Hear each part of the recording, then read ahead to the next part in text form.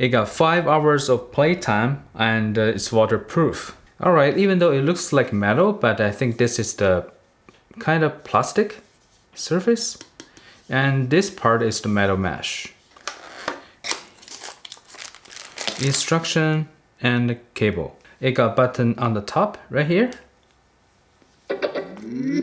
So I opened the Bluetooth on my cell phone and then I'm gonna press the button. JBL Go2, so I press it, it's pairing now, and then I press pair. Alright, I think it should be pretty good on the music. Yeah, it does. I'm getting close to the microphone. Now suddenly you're asking for it back.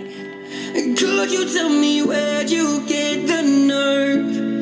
Alright, it's super easy to use, and even though when I need it I can take it with me, but I think most of the time it will be in my vehicle just as a speaker pair with the phone.